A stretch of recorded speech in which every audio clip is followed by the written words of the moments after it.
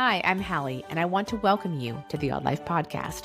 That's spelled AWED, which stands for Awake, Well, and Empowered. In this space, you will hear inspirational stories, candid and heartfelt conversations, as well as advice from experts, all with the intention of helping women like you live odd AF. Because I believe the more of us that live awake, well, and empowered, the better this world will be. So thank you for being here and welcome to your odd life.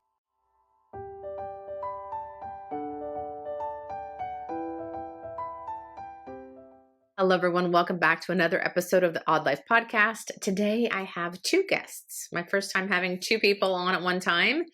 I have loved watching these girls from afar. We've been trying to connect for a while, and they're so stinking busy, but we got it done. Today, I am introducing you to Sarah and Kayla from SipSteady. They are the duo behind the PR and marketing firm that is trying to get more alcohol-free beverages into the Kansas City area and out into the world. Sarah and Kayla both have either adopted a sober lifestyle or a very mindful drinking lifestyle, and they want to bring more awareness to what's out there, what our options are, because we're all pretty sick of going to a restaurant or a bar and ordering another water with lemon or a club soda and lime or some other type of mocktail that is really just a kid's sugary drink. And I've loved getting to know their story and finding out what preempted the creation of SipSteady. There's lots of great things we learned about these two, and please make sure you follow along on their journey. They are amazing young women, and I can't wait for them to really take over in this space. And so here they are, Sarah and Kayla of SipSteady. Welcome, both of you. Thank you so much for being here. This is the duo from SipSteady. Give us a little background of what SipSteady is and who you guys are. My name is Sarah. Kayla and I are the co-founders of SipSteady, and I have a background in marketing, PR, communications, fundraising events, but I come from the nonprofit world, and as we developed the idea for SipSteady, it's really been just such a beautiful joint collaboration. Mm-hmm. And what started as a seed of an idea has really blossomed into something beyond what I think Kayla and I could ever imagine. And Kayla, about you? I'm Kayla, co-founder and CFO, COO. My background is in such a variety of things, but all of which have really complemented and led me to where I am today. But by trade, I was in construction engineering and worked on power plants for 10 years, for a decade, and did cost analyst and all the kind of logistical things that an engineer would do. And then 7 years ago, I got into the health and wellness scene and was doing double duty there, started teaching yoga, Reiki, hosting events and summits, and really diving into the wellness world. Nice. Well, that makes sense to where this led you to go. Well, I was going to say construction. How did you go from that to where you're at? So that makes sense. There's your bridge that you had. Well, as far as the SipSteady concept, let's explain where you started with it and then what it's developed into now. But I want to get into the alcohol-free moment, what you decided, I'm not going to drink anymore. Or I know, Kayla, you are soberish. It's not like you're hardcore, I'm not drinking ever again. But give us how this organically came about because of your own experiences with alcohol and what it played in your life. Yeah, I'll kick this off because SipSteady was really born from my journey going alcohol-free. Mm-hmm. And there is a long, at some point, ugly backstory to my relationship with alcohol from my teens going into college. Yep.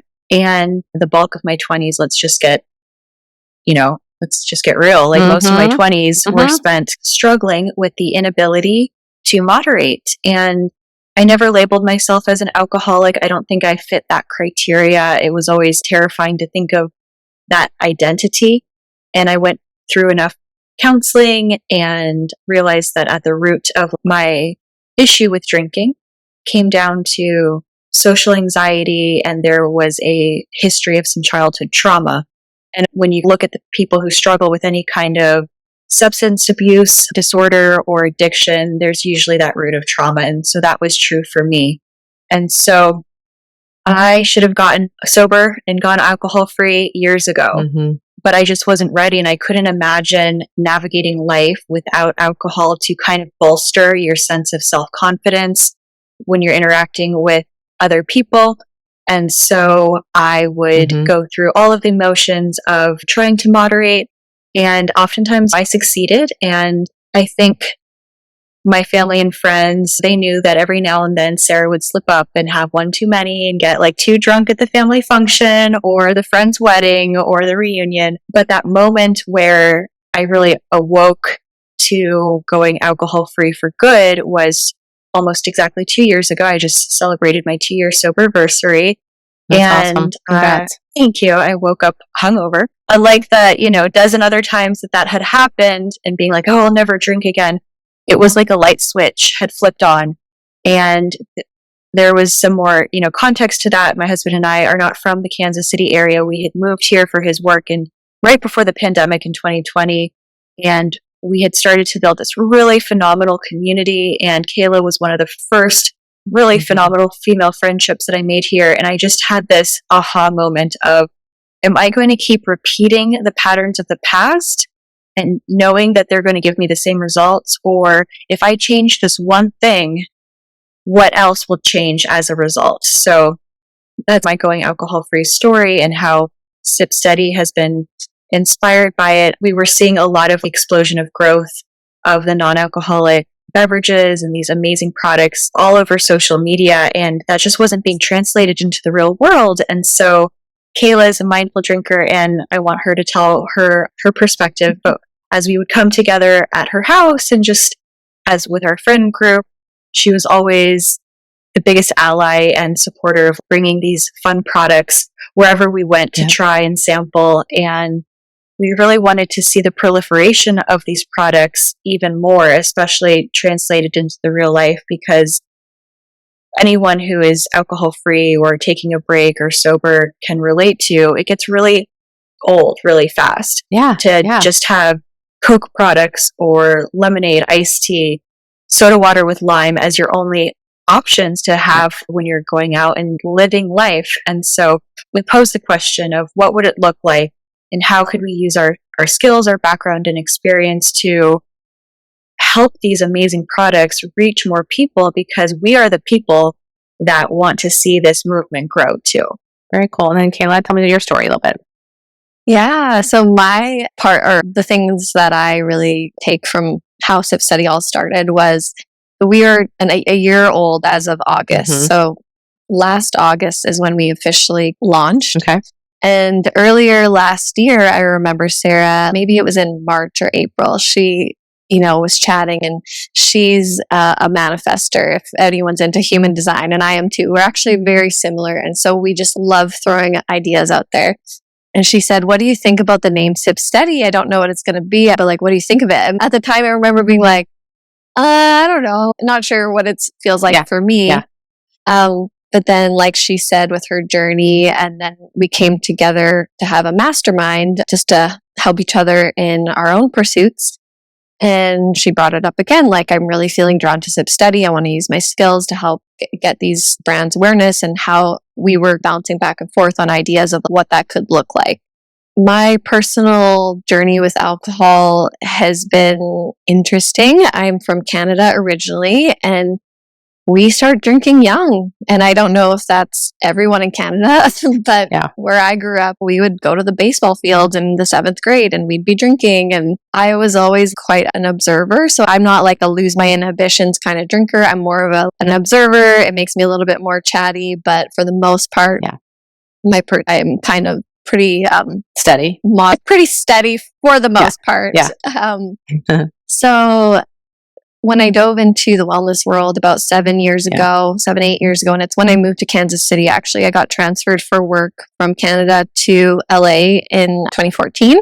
And then from there, I was essentially burnt out from my job. I had been going job to job to job for multiple years, and we worked really long hours and just a lot of pressure and stress. So I chose Kansas City. This is where our company was based, to come here. And it was the first time I was working essentially an office job. Normal hours, you could have a life outside of work. Sure. And when I moved here, it kind of launched my wellness life and exploration. I really dove deep into Ayurveda and Chinese medicine, and like turning that lens back on myself, which I didn't have time to for so many years working so much. And so with that and getting more into wellness, I was taking breaks from alcohol. In construction, the field I came from, that is what you did as team building. Mm-hmm. They would take us to the bar. Sure. And I just remember in California, on a Friday evening, they'd say our job was right on the beach. And instead of going to the beach, they'd say, let's go to this hole in the wall bar to drink together. Yeah.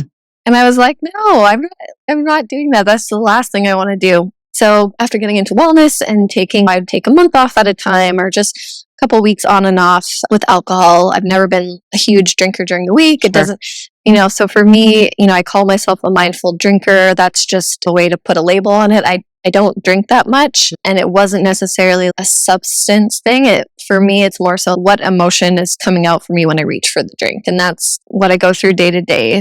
If I'm feeling really joyful and connecting and want to have a glass of wine with my sister, I have a glass of wine with my sister, as long as there's no feeling of guilt or regret. And if there is, then I take the time to examine that and make sure not to make that same mistake. But all that to say, Sarah and I brought a lot of ideas together and launched the thought of how can we help these brands get out there? How can we build community where we're at? Because that's super important. And there's a lot of people that don't feel like they have that here. Yeah. And it's kind of grown in all sorts of directions since then. It's taken off. Awesome.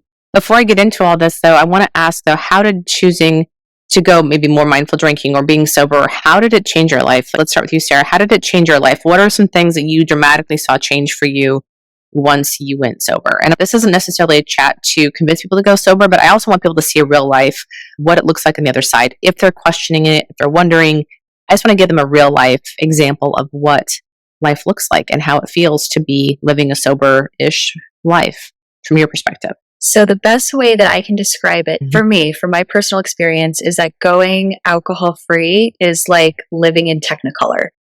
Mm-hmm. And I say that because prior to going alcohol-free, my husband and I, we might have a drink during the week. We were not heavy drinkers on a regular basis, but every now and then we let loose. And when we let loose, we paid for it the next day.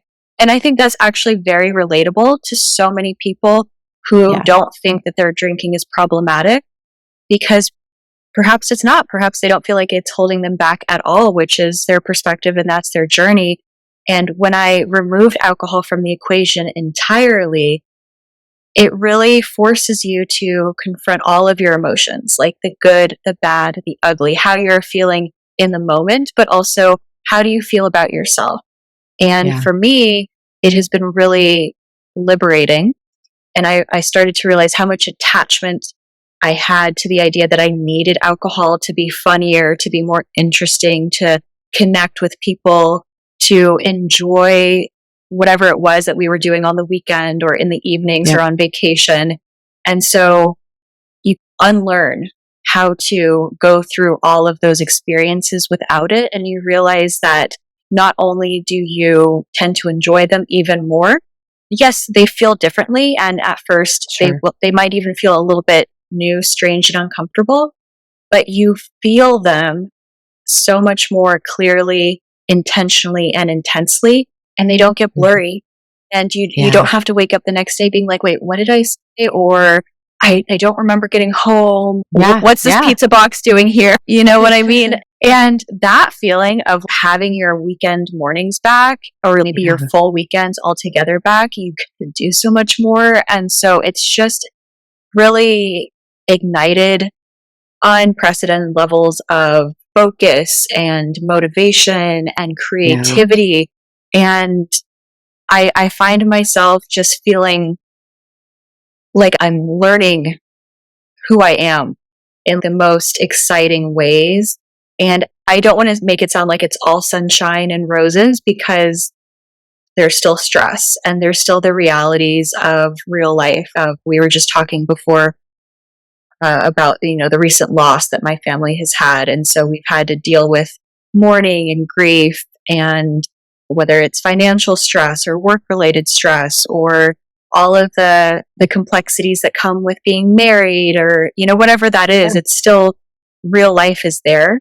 But learning how to not only cope with real life without numbing or trying to escape from it using alcohol, I think really fortifies your resilience, and you realize that you don't need it.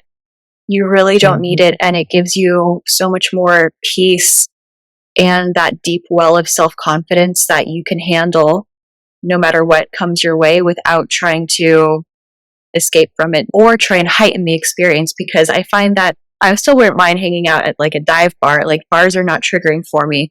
But do I want to do that all the time like I might have in the past? Like, no, I want to be outdoors. I want to be doing activities rather than having alcohol be the main activity and focal point for how we socialize. Absolutely. I totally agree with all of that. That's exactly how I felt when I went sober as well. And I don't know how you feel about this when you pulled back, Kayla, but just like I said, the technicolor, like all of a sudden everything felt more just vibrant in my life. Everything, all the feelings. And to one point you made though, you said something about the hard things are still going to be hard. There's still stressful things in life, but we're supposed to be dealing with them. That's healthy.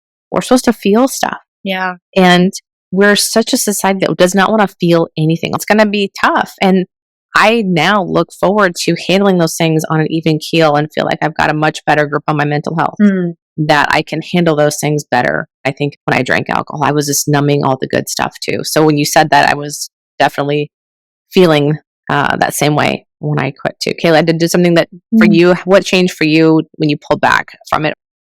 Yeah, I think overall for me and for anyone in the sober-ish or sober-curious space, it's really a good experiment on moderation. Whether that comes from coffee, from sugar, from really anything, and how much a lot of those things can control our actions and reactions.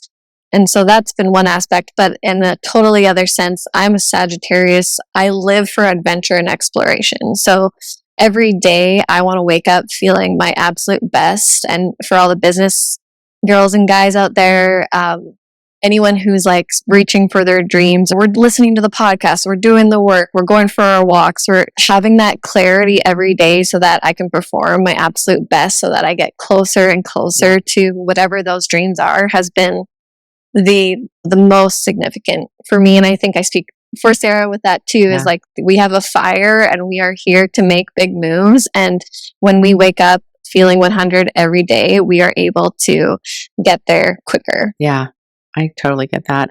I just find it such a dream killer. It's such a motivation killer, especially when you start young, because you've not even seen what you're capable of yet. I know for myself, I drank young, and that was something that I regret. One of my biggest regrets is starting young. I didn't give myself a chance to know who I was and what I was capable of.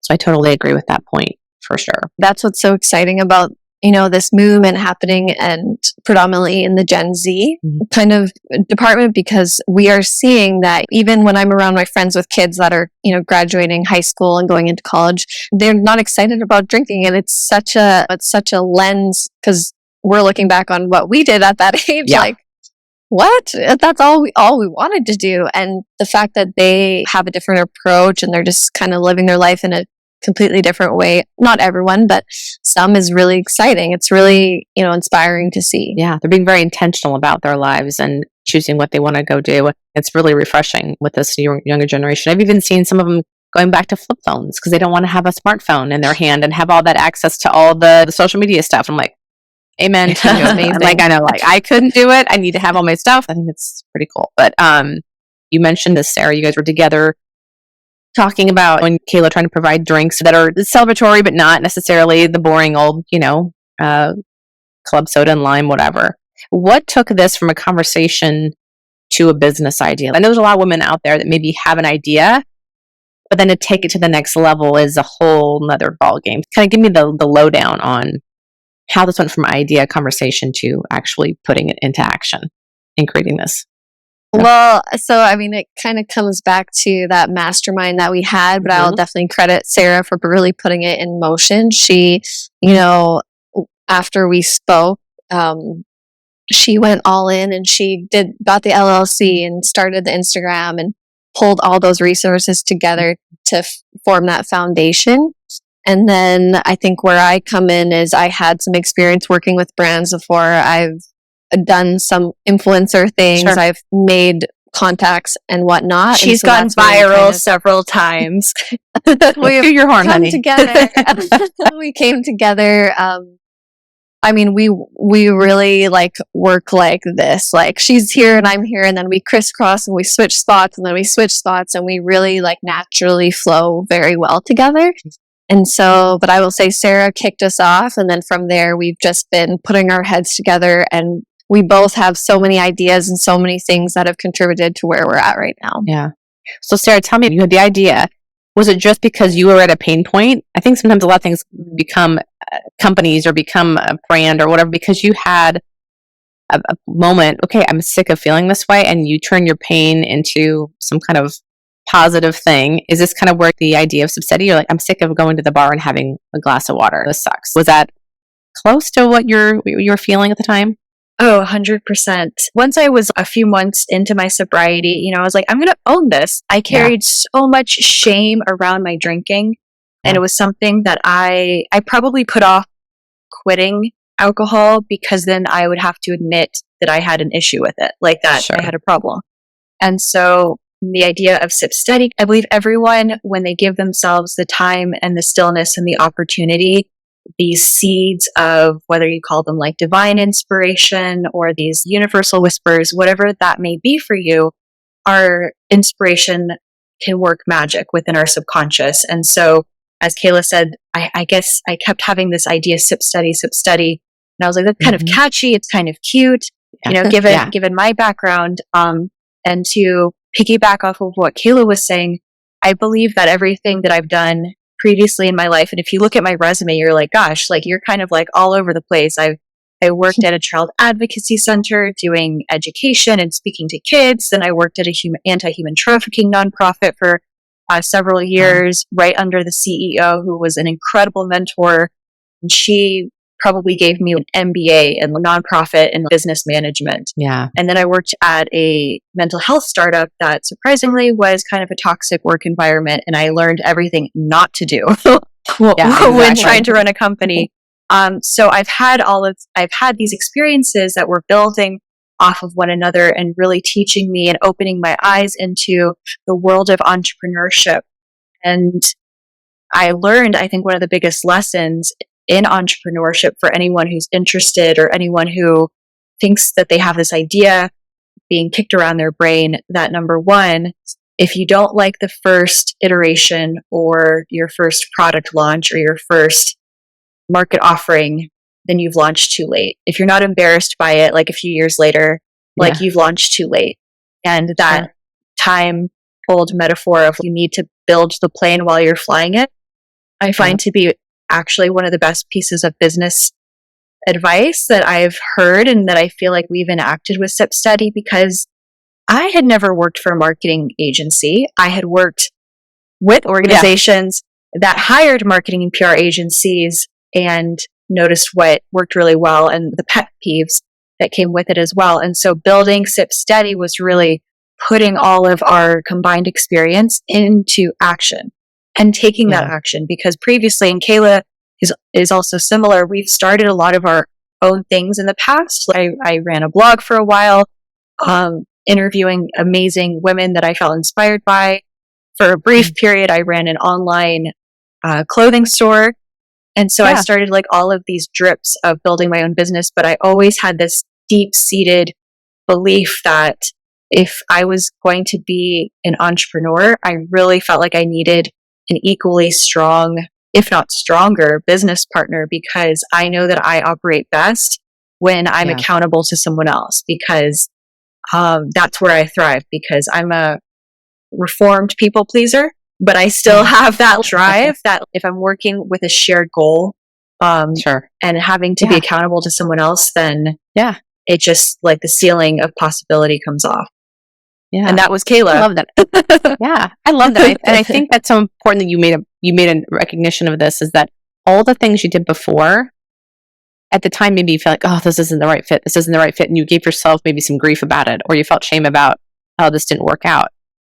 I think it's so healthy to look at like, no, these are all things I needed to learn and help me for this time in my life. I was a recruiter at a staffing company years ago. Hated the job. Hated it because I was not good with conversation. I was so shy. I had to do interviews with people. I had no idea what the qualifications. I had no idea what they were supposed to be doing. And it was one of those things that I had to learn those things. And now here I am interviewing people and I love it. So I look back at that time, I got past that hard time in my life. And maybe that's why I went through it, so I could do what I'm doing now and be confident. Because at the time, I was shame constantly, feeling this really strong conflict within myself. And this is not the right job for me. But right out of college, those kinds of things, and just trying to make money, right? Do anything to get paid. So I get that of the doing all these other things. But if you look back on it, they were all helping you get to where you're at now, and they help serve you now in this space, which is, I think, so cool. I love that you brought that up, because I think that's important for people to see, is that just because you're doing something you don't like right now, it's maybe giving you some sort of skill that you can use down the road. And same for you, Kayla. I mean, you can be doing two more opposite things right now, but yet all those things that you learned, I'm sure, are helping serve you as well in the role that you're doing with the company. So, absolutely. Yeah, which is so cool. Well, so give me the rundown of the beginning of this journey. You wanted to help bring more awareness to beverages that were out there. Is that correct? Hey, these are some great things. You guys did some pop-up events. Like, where did it all start? Yeah, so we launched as a PR and marketing firm for non-alcoholic brands and sober-friendly businesses. And that was last August. And we got such amazing support and outreach, and really people seeking our help in that first month. I think, we had 8 calls scheduled right after we launched, which was amazing. Yeah. And so we really got to listen to what the pain points were for a lot of brands, to hear from them, and then to refine our offerings from there. So it was all kind of just taking in information and seeing where we could be of a best fit for them. Sure.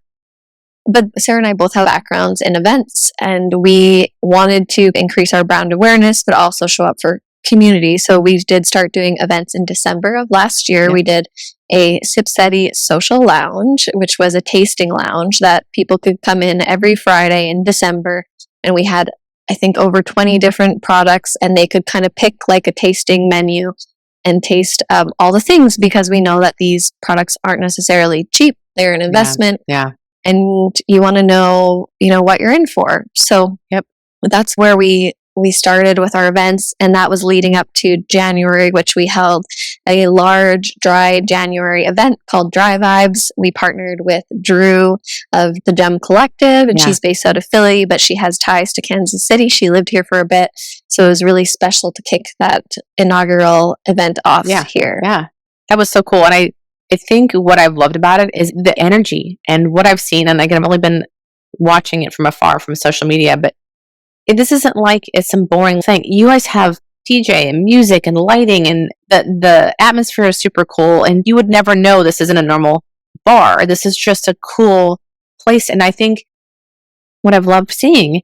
is that the amount of people, there's a range of ages. It's not one demographic. When sometimes you go to the bar, it kind of tends to be maybe a demographic for that bar, and you get all kinds, which I think is really cool for conversation and meeting new people.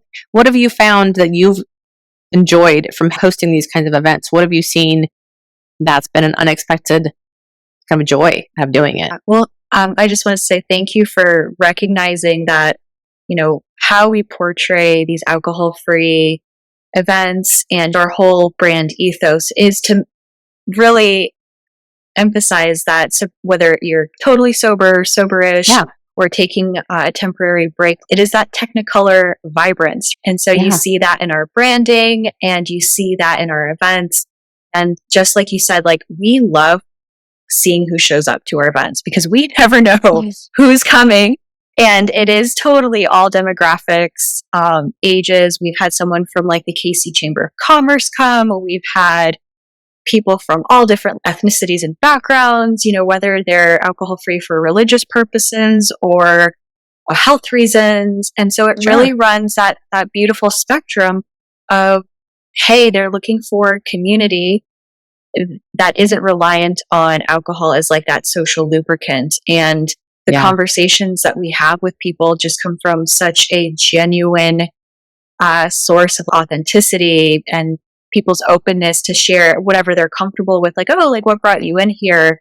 And the genuine excitement that we've seen in response to us hosting these events has been really, really heartening, because that's why we're here. At the core of SipSteady's reason for being is to help non-drinkers of every stripe feel seen, valued, and supported along their journey of alcohol-free living, whatever that looks like for them. And so just to be able to show up online with our fun branding and our like quirky little witty posts, or in person where we can just be that social gathering place for a community to come together and connect. It's really just such an honor. And I think that the proliferation of these events happening across the country is worth celebrating. And we're big believers in collaboration over competition, because this kind of stuff happening anywhere supports the movement. So we're just happy to be a part of it. Yeah, it's good for all.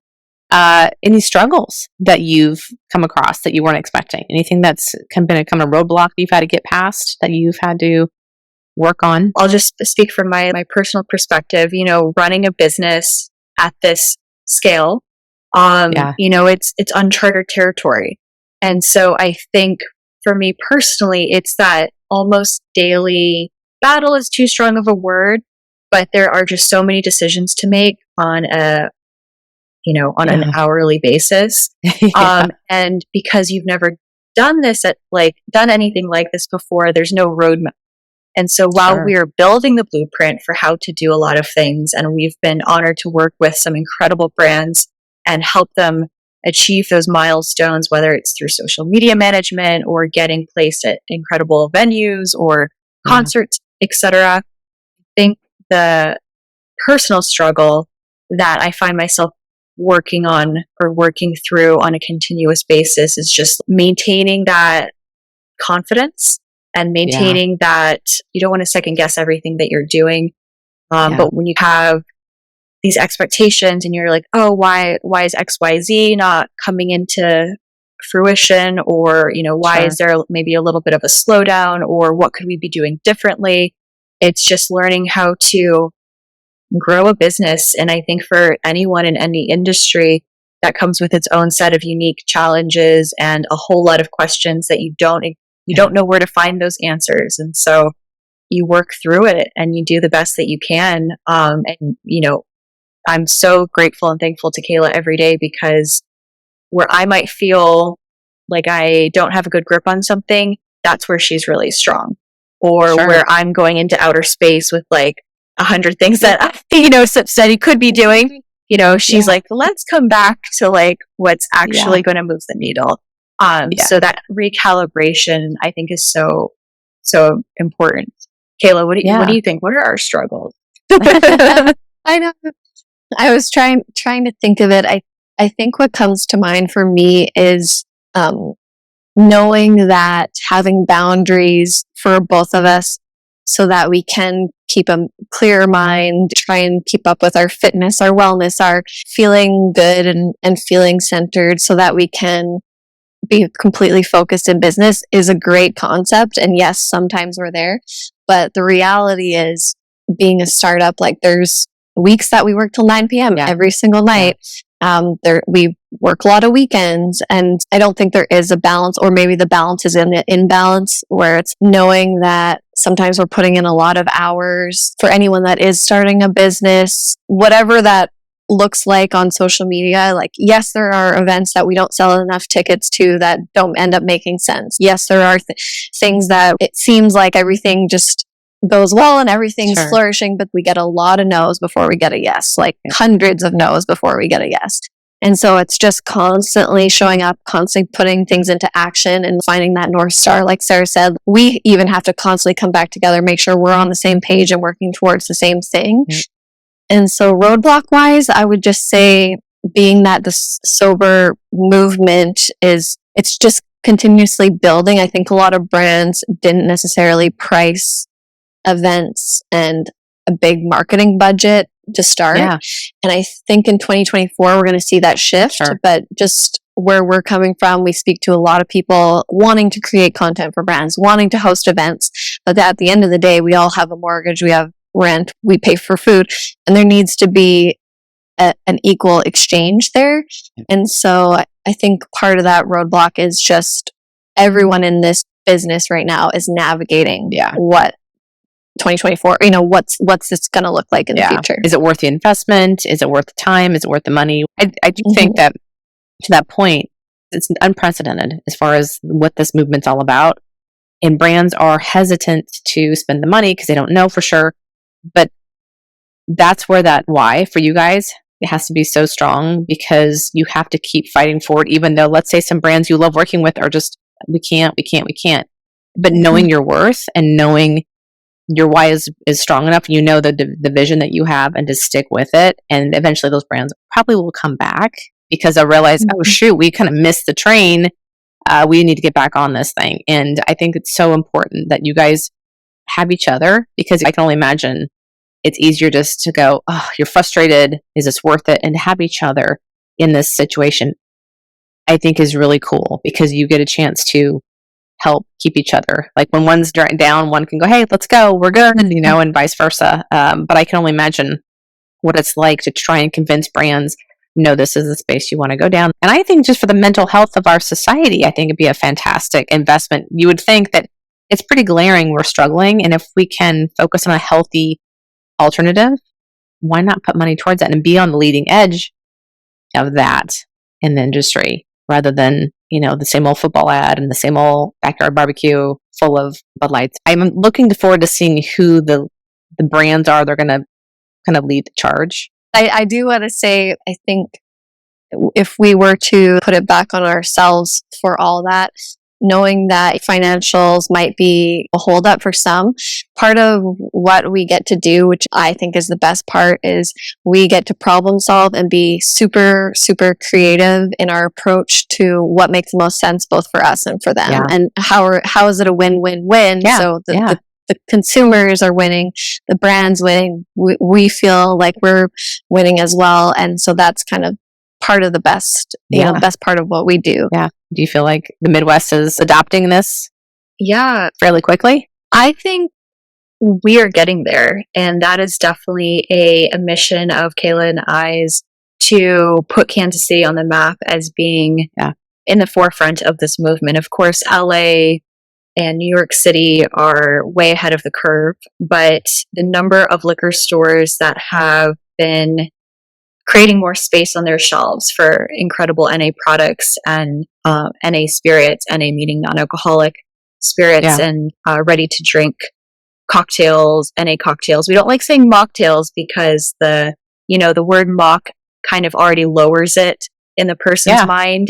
And non-alcoholic cocktails can be just as delicious and fun and sexy and whatever you're looking for. So just wanted to make that distinction. Yeah, absolutely. But I think Kansas City is closing the gap. I think there's still enough of a ways to go, especially when it comes to, we're a sports city. And so our personal huge goal is to have the incredible stadiums in our area carry some incredible, not just NA beers, but some other incredible alternatives as well. Yeah. I think there's a whole other wave of drinks as well. They're not just the sugar and the flavors. Some have a lot of great, like, adaptogenic things in there. So make you feel a certain way, relaxing, calm, lighthearted. Have you seen an uptick in some of those type of products as well? Because I've started to see more just on social media. It's not just a flavored something. It is something that has actual health benefits to it. Are you seeing more of that? And if so, tell me about some of the things you've been seeing. Yeah, we definitely see a lot of that hitting the market for sure. And the interesting thing is, there's the alcohol mimicking. So like the rum, the NA bourbon, the NA tequila, all that stuff. And then there's this whole other set of botanicals, really beneficial drinks that are tapping into like stress relief. There's the kava ones that put you in a little bit of a relaxed state. So there are a lot coming out in both of those, like the mimicking sector, and then also a completely new on its own botanical health-based products. Sure. One of the things I hear sometimes people talking about the non-alcoholic stuff, if they went to a store and they wanted to buy something and like, oh my gosh, it's so expensive. Well, I think what people don't realize is that a lot of times we buy let's a 6-pack or a 12-pack of something. And I haven't even bought a 6-pack or 12-pack of anything for a very long time, but let's say it's $30. But you buy 2 non-alcoholic drinks for, let's say, $4 a piece or whatever that may be. You're still coming out a heck of a lot cheaper. And I'm not going to chug a 6-pack of Shirley, rosé wine. I'm there to enjoy the taste of it and whatever. So I think it's interesting. People maybe can really put it in perspective. You're not doing it for the buzz. I'd much rather spend more money on a healthy drink and willing to pay the $4 or $5 per can if I know I'm going to have something that's healthier, it's not a lot of sugar, and I can still benefit and be around people and have something celebratory in my hand. I'm absolutely going to do that because I don't spend it on other things throughout the week. I'm not going out with coworkers. I'm not doing the thing on Friday night.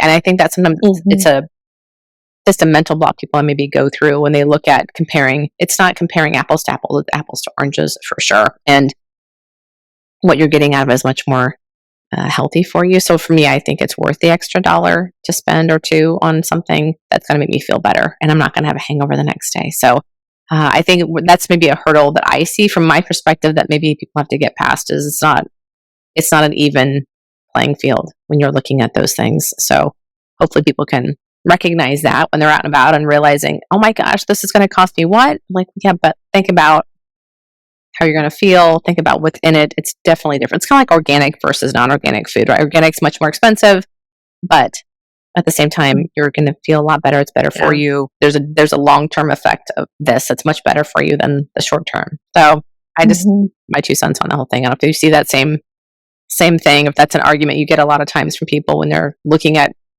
purchasing something. Do you guys offer things for sale at the event? So we've definitely had that feedback in the past, and I'm so glad that you brought it up. And the organic versus non-organic comparison is a good one. I think if you think about, like you said, the quality of ingredients, the types of ingredients that are infused into these non-alcoholic beverages, especially the adaptogens, the reishi mushrooms, the ashwagandha, the turmeric, the ginger, any of those that are artisanal, right? Those are just going to lend themselves to a more premium price.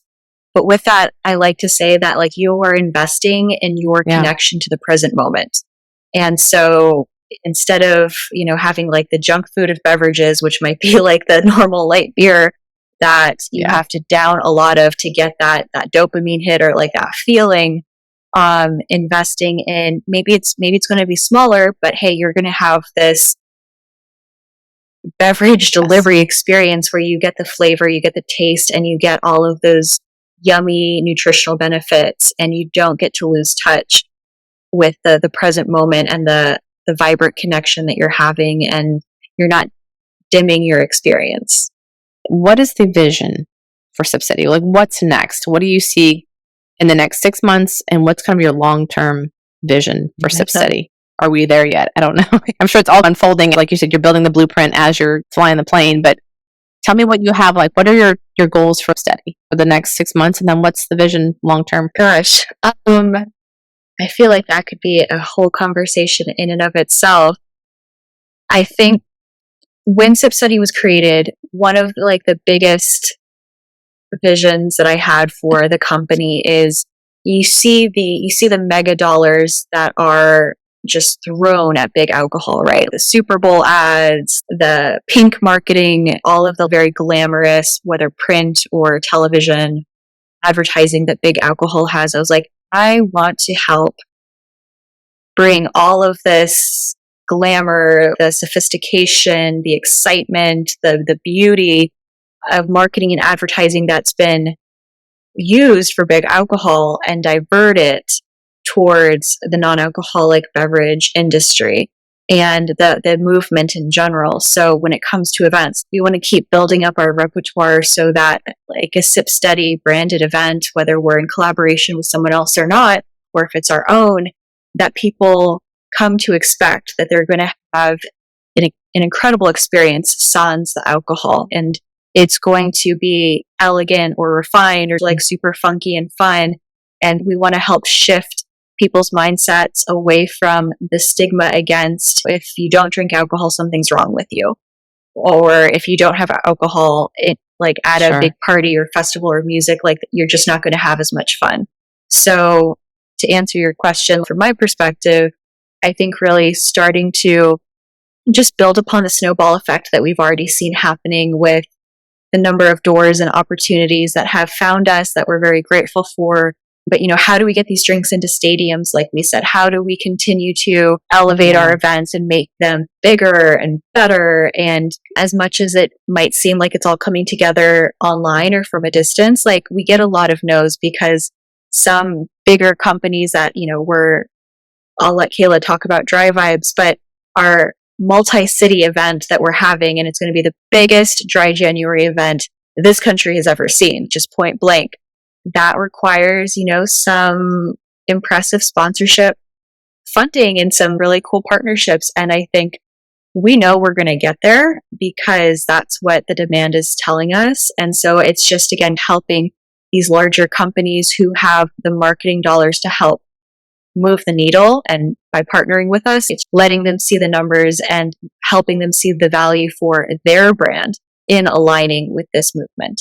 What are some events you guys have coming up? Like you said the Dry January. Anything else between now and then that's coming up? And then tell us a little about the Dry January event that you've got coming up. Yeah, so we are still looking to host our big birthday bash. Nice. We just haven't finalized the date, so that'll be either October or November. Okay. And most likely it'll get paired with the launch of our holiday AFKC guidebook. Cool. So we did the summer edition. It's essentially a booklet on ways you can explore the city, whether it's 2-for-1, non-alcoholic cocktails, food discounts, experiences. So we're going to take that into the holidays and offer this really amazing, fun holiday booklet. And that's always fun to throw a party around those. So that might end up being our birthday bash. Yeah. So definitely people want to stay tuned for that. Lots of freebies, lots of fun stuff.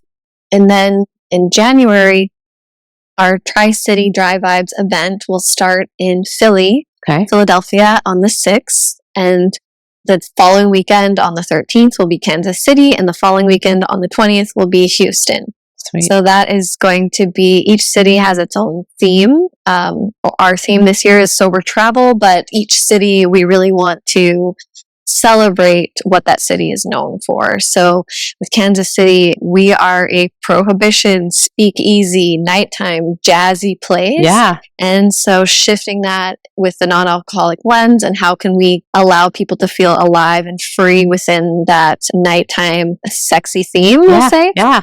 And Houston in January is great outdoorsy. So that one's tropical outdoorsy, fun, vibrant light. And then Philly, which we kick it off, is like glamour, wellness, elevated experiences. So we're really, really excited about that coming up after Dry Vibes. We don't have any events on the calendar, but we tend to do like a quarterly pop-up bottle shop. Okay. So people can have that experience, come in for some fun workshop, and then also shop the newest things that are exciting us. Yeah. Yeah. And so that's really kind of our events lineup and getting more product into distribution. We have a distribution LLC in the state of Kansas. So we are looking to grow that with some of the brands that we know the founders, we know the product. We see that the customers like it. It's just getting it into the stores is a whole nother whole nother beast. And so we're working hard on that on the back end too. That's awesome. Like you said, it's one thing to make awareness of it, but it's actually getting it to the places too. So it's a twofold job a little bit there. Mm-hmm. Well, I'm going to link all these things in the show notes so you guys can have everything there. The one thing I always ask before everyone leaves the conversation is, what is one thing right now that is making you feel awake, well, and empowered? It could be something small that you're doing. It could be something you're watching, drinking, whatever. What's one thing that's making you feel odd right now?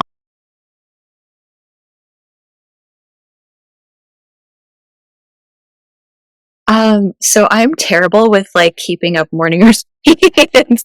As much as I wish that wasn't true, and I'm always working towards keeping that consistency, like, oh, I journal and meditate every week. I don't. But what I do, which does kind of help, like I purposely take some like phone-free time in the morning and I play with my dog. And Kayla's met my corgi, Ollie, who is just like a little bundle of love. And who's also very naughty at times. But I think because when I'm able to do that, I stop scrolling. I stop checking email. I just like get to play with this like little creature who reminds me that like, don't take everything so seriously. And just, it's like a simple pleasure that I try and start the day. I love that. Oh, I've got 3 dogs, so I totally can relate to that because I do the same thing. So how about you, Kayla? What's making you feel odd? Yeah, well, I think 2 things come to mind. Number 1 is definitely the puppers. Yeah. I chased them all around the house this morning and love to wrestle. And it's so fun. And I agree with everything Sarah said. It really makes you relax. And they're just having a good time. And I can be totally present with them. Yeah. The other thing that really inspired me this week was I went to a breathwork class with one of our friends here, and she actually played a really integral part in the Kansas City scene for bringing sober community together. She started the first Psalms bar. Yes. Yeah, I know Melissa. I've been to her breathwork sessions. They're amazing. So I get it. Yes. Yeah. So we used to go all the time, my husband and I haven't been forever. And so this week we gave out some drinks to everyone afterwards, but to participate. And wow, that was such a reminder of releasing anything that is spinning in your mind about business or things, to-do lists or this and that. It was such a